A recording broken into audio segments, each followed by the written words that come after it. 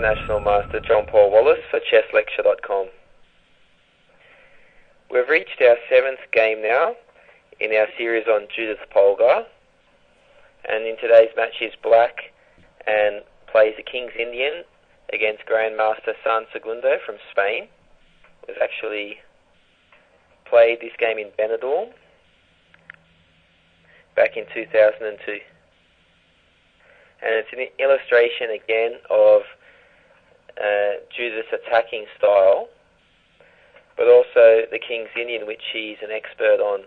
And as we'll see in this game, the King's Indian bishop on g7 is a very powerful piece in this opening. So white started out with d4, knight f6. This move prevents white playing e4 immediately, so c4, now g6, knight c3, and here black can choose between the King's Indian or the Gruenfeld with d5. That would make it a Gruenfeld, but Judith is a King's Indian lover, so she played bishop g7. Now white gets in e4. Now, this position is similar to the modern or the Piet's defense, but the difference is that the pawn is on c4 instead of c2. And a lot of people would prefer to play the King's Indian with the pawn on c4 as black. Even though the pawn on c4 is obviously a good thing to have, controlling the center, it also gives black some counter chances now, because white, he will try and prove that white's overextended in the center with these 3 pawns. d6, played to prevent e5. Knight f3. This is the classical variation where white develops his pieces in the most logical way, just knights and bishops out. Castles. Bishop e2. Now comes the most typical King's Indian move, e5. However, I could add that recently black players have been experimenting with knight a6, knight bd7, and even c5 or bishop g4 are also playable. But e5 is the main line, Kasparov and Bobby Fischer's favourite. Now the main line here is castles, but bishop e3 was played and it has a very good reputation. It was employed by Karpov as white against Garry Kasparov with a lot of success in their World Championship matches, and then Kasparov himself has adopted this on the rare occasions that he's been white against the King's Indian. So if he's given it his stamp of approval, it must be good. The main idea behind bishop e3 is just to give the pawn on d4 some protection, obviously develop a piece, and white's figuring that it's no problem to allow knight g4, because that knight on g4 would later on be misplaced anyhow. Now there's a bunch of moves that black can choose here, but Judith went for the most direct, which is to simply attack with knight g4 and try and disprove white's idea. Bishop g5, hitting the queen, and f6.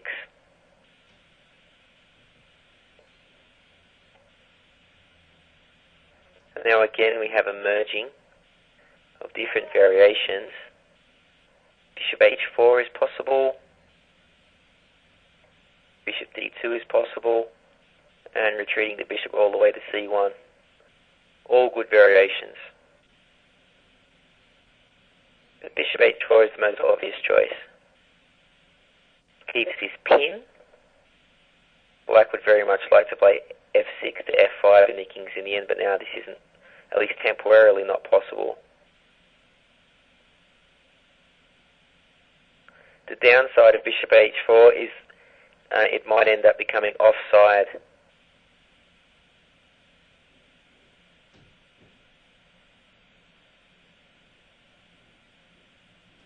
Now, knight c6 has the best rep here, according to the latest theory.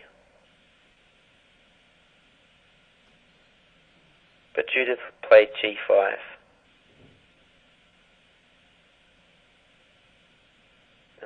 And after bishop g3, she's going to try and prove that the bishop on g3 is sort of stuck in. It's hitting a pawn on e5, which is quite well protected.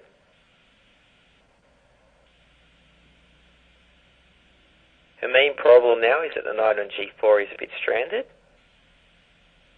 but she finds a nice way to reroute it. She starts with knight h6, and her plan is knight f7 to h8 to g6. Takes quite a while, but when it does get to g6, it'll be very well placed. Now, what also has to watch out for g4 here? Kicking that knight on f3. So he played h3. A cautious move. But at least stabilising the knight on f3. Now it can't be kicked away. Judith played knight c6.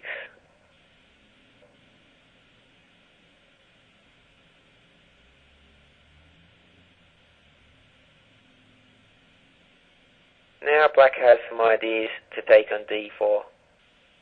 For example, if castles,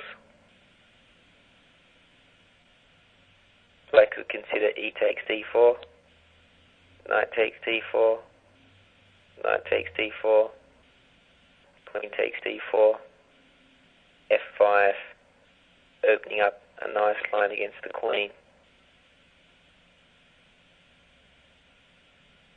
And black also has the idea of following up with f5 to f4, shutting in that bishop on g3. It would be stuck then on h2. Perhaps here queen d5 check, king h8, with a complicated position. Black's maybe a little loose. Pawn on g5 is both a strength and a weakness. But black has quite active play for the pieces and chances to attack on the king side, and that's what King's Indian players want. White was afraid of this, but instead took on e5 in this position. D takes e5, move 12. This move has quite a good reputation, actually. Now the main line would just be to capture back, d takes e5. And here normally queen d5 check is played. But of course, black doesn't have to take on d5. Queen takes d5, c takes d5. Gives a strong pawn on d5. But instead, there are other reasonable moves for black here. Knight f7 or king h8.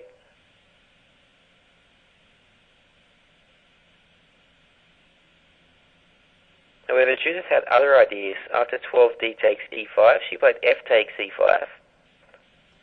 And I think this is quite interesting. In some ways, it's the more logical move because she's given herself now an open f-file.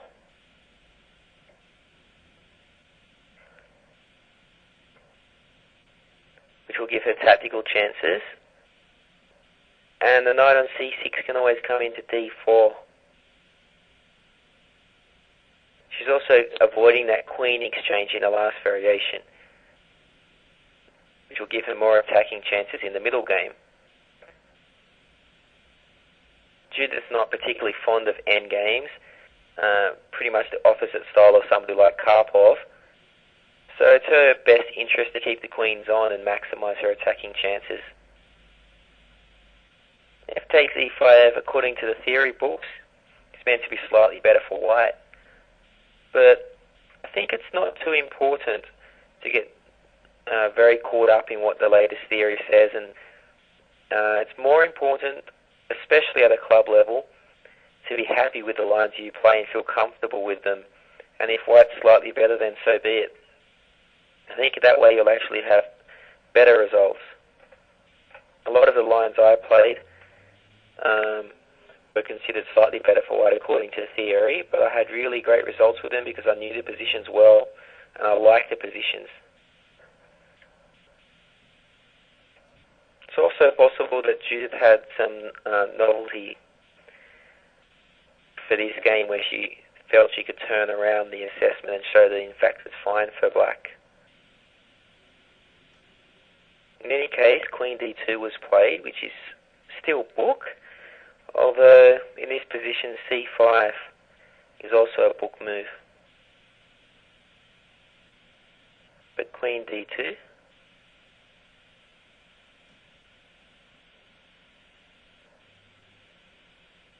Knight F7. It's quite a manoeuvring battle at the moment. That knight heading on the route H8 to G6. And now white starts his own manoeuvre. 14 Knight H2 played by Segundo. And he has a very good positional idea here. He wants to play bishop on E2 to G4. Swapping off that bishop on C8. Now what he's figuring is that then this bishop on G7, the King's Indian bishop, will be stuck in by its own pawns. The pawns on G5, E5, D6, all on black squares. So it can end up being a bad bishop. That could prove to give white a good endgame, for example.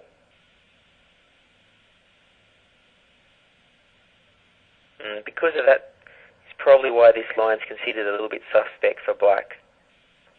But Judith shows that it's actually not that simple. Black has quite a few trumps, and one of the most important being this D4 square. So here, knight D4.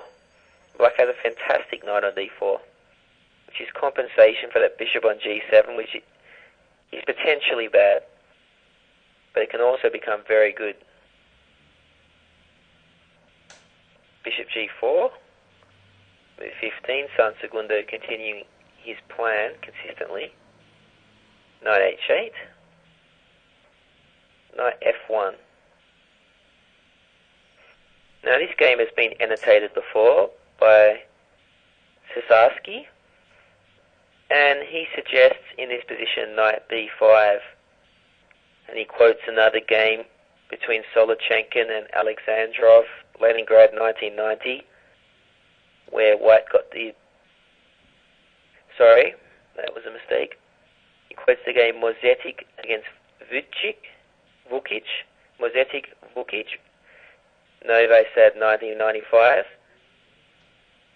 And there, black retreated with knight E6, and white gained an advantage. But I feel that this might have been a point where Judith had a novelty planned, and it could be the simple move C5. This might have been some preparation, just cementing that knight on D4. It seems much better than a passive retreat. Sure, there's a square on D5 that's weak, and sure, that bishop on G7 is potentially bad, but black has a lot of things in her favour as well. The knight on D5 is a monster, and if white captures on D4, black will then have a protected pass pawn. C takes D4. Perhaps even E takes D4 is interesting.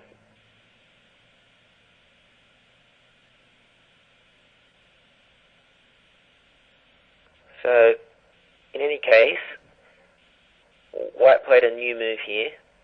Didn't go for knight B5, which had been played previously, but knight F1. He's hoping to get that knight into the F5 square after knight E3. It's a long-term objective. Knight G6. 17, knight e3, and knight f4.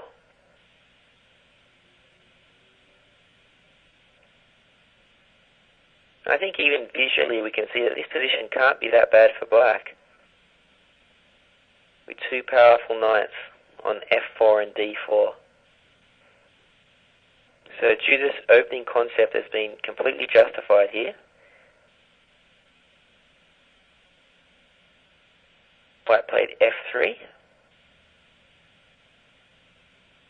and Judith responded with c6, which is a good move. Takes away d5 from White's knights, and gives the idea of b5 with a queenside attack. Now I'd like to mention that in this position it would be a significant positional mistake to play the obvious capture, bishop takes bishop, bishop takes g4, because White would play h takes g4, and that rook on h1 would then become very powerful, and White would then have domination of the f5 square. That knight could jump into f5, and then this really would be bad for black. The bishop on g7 really would become a dead piece. So it's important to consider positional tactics. One little move like bishop takes g4, just because of a positional consideration, h takes g4, can change the assessment of the position. But Judith's of course aware of that, and just leaves her bishop on c8. So 18 c6. Now White went for the exchange, bishop takes c8, rook takes c8, and White started an attack on the king side with h4.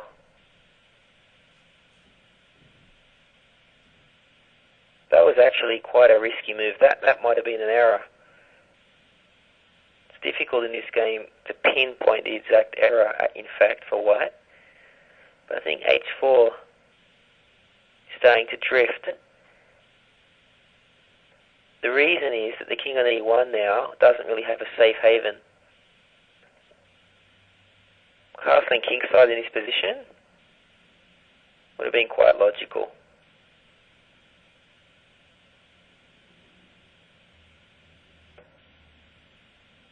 But Segundo, also an aggressive player, went for h4, an ambitious move. You probably underestimated Judith's next move, b5. Judith, as I've said quite a few times, she's definitely not a positional player. She's very tactical, and for her, positional considerations are secondary. She places above that the initiative, aggression, and activity. And as we can see after the position, after 21 c takes b5, c takes b5, if we assess this position on purely positional grounds, we might think it was bad for black with that bishop on g7 locked in. White has squares on d5 and f5 for the knights that can't actually be captured by the bishop on g7 because they're white squares, whereas the bishop on g3 can attack Judith's knights. And black's pawn structure is also more broken up than white's. There's 3 pawn islands on a7, b5, d6, e5, and g5, h7. And traditional thought says that the more pawn islands you have, the more pawn weaknesses you have. But that's definitely only half the story. If we look at the position and take into account more dynamic factors, we have 2 very powerful knights on d4 and f5 for Judith. Judith has an open c-file and a semi-open f-file. And she has more opportunities to attack in general. b4 and the queen side is already a threat. A positional player might not have even gotten to this position as black because he or she might have been held back by principles. But Judith, being aggressive and not worrying too much about positional considerations, that can actually help her to be more open-minded. Here White realised that he was under pressure and took that knight on f4. Bishop takes f4. It is difficult to live with a powerful knight on f4 in your face all the time. But that move has some serious drawbacks. After e takes f4, suddenly this bishop on g7, which I've been mentioning the entire game as a bad bishop, becomes a very good one. Now its diagonal is open and it's gunning down all the way to a1. A lot of tactics suddenly possible thanks to that bishop. And this happens a lot in the King's Indian. It's quite ironic and it makes it quite difficult to assess positions, because you have a bishop on g7, which 1 minute is black's worst piece, and the next minute, often through a sacrifice which might open up that line, becomes black's best piece. In this case, it wasn't even necessary to sacrifice. So black's got a free diagonal for the bishop. Knight e d5. At least white has this square to hang on to, the d5 square, keeping things together. a5, just gaining space on the queen side. Rook c1. This is a logical move. It gets out of the x-ray of that bishop on g7 and just tries to shore up the knight on c3. White's main problem here is what to do with the king on e1, just going back a move. Having played h4, White won't be keen on castling kingside, and castling queenside, on the other hand, goes straight to this c file. In fact, b4 immediately would win a piece.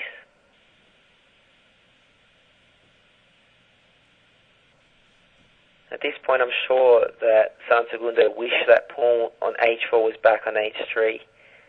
Then castling would be a relatively safe option. Even there, Judith would have attacking chances, but it wouldn't be anything like the game. So rook c1. And now Judith played a very powerful move which really highlights the problems in White's position. g4. It's a pawn sacrifice, aimed to bust open and get to the king on e1. It also prevents castling, because if castles kingside, the queen is ready to come down and take on h4.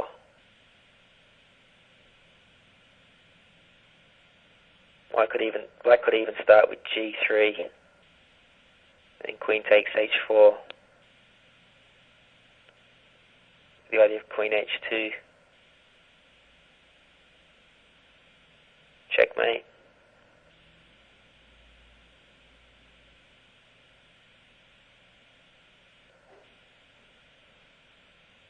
So after g4, f takes g4 was played. Might have been better to try and hang on to the pawn on f3. Sasaki suggested queen d3, which is just hanging on for dear life. So I think before things crumble away. But clearly Judith's on top here. F takes g4, accepting the pawn sacrifice. Certainly didn't help White. 25 f3, and Judith's just rushing forward. Now you see that the rook on f8 and the knight on d4 combine really well. The point is, as soon as that pawn on f3 moves and takes on g2, then the knight on d4 will be threatening a fork against the king and the queen.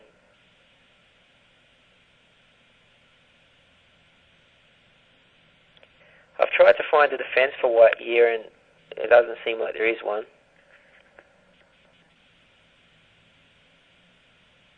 Especially because White can't castle. Again, just queen takes h4 is pretty devastating.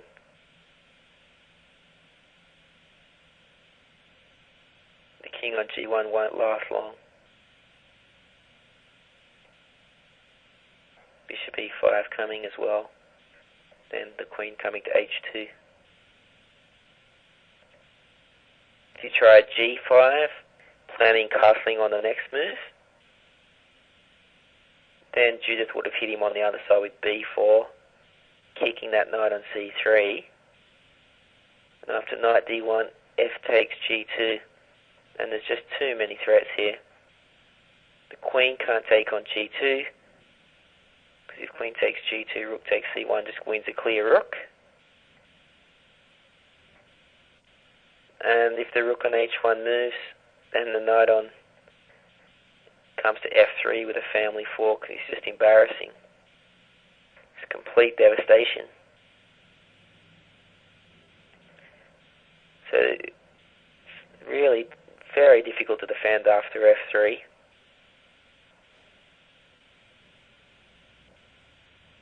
Segundo played king d1, which is a little bit desperate, but at least as we saw in that last line, it's protecting the rook on c1, and it's sidestepping a fork after knight f3. But still, to have a king sitting on d1 in pretty much an open board would have been quite clear for Judith that she's going to be able to win this. There's going to be a way to break through against that king for sure. She played b4, forcing open the c-file. Knight a4. Rook takes rook. Now, king takes rook. Taking with the queen was pointless. The queen has to stay on d2 to guard the g2 pawn. And now, if it was white's turn, he'd try and play king b1 and at least gain some sanctuary on the queen side. But of course, Judith keeps on blasting away. Knight e2 check. With a simple but powerful point, that after 29 king b1, f takes g2. The knight on e2 is immune. Black would then go and get a queen. And in fact, Judith just won a clear rook here. If the rook moves, rook d1,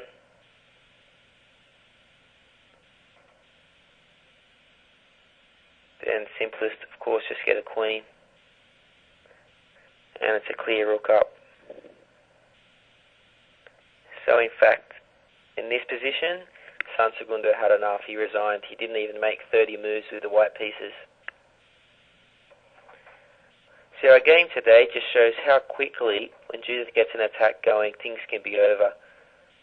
I think things started getting serious for white after g4 and move 24. And just 5 moves later, white had to resign. So when she gets her attack going, it's very difficult to stop her. A nice attacking game. Thanks, everybody, and hopefully you tune in to the next Judit Polgar game. Grandmaster Damien Lemos here for onlinechesslessons.net. First of all, I hope you enjoyed this video. If you would like to receive more free chess videos from us, you can just click the subscribe button below. I would also highly recommend signing up for my free mail course, the 10 Grandmaster Secrets to Dominate Chess. During this exclusive course from onlinechesslessons.net, I'll share with you my own Grandmaster shortcuts to effective attacking, defending, and growth hacks to improving your chess without complicated books or memorization. So sign up by clicking the sidebar on the right, and I know you won't be disappointed. Once more, this is Damien for onlinechesslessons.net, and I'll see you in my videos. Thank you.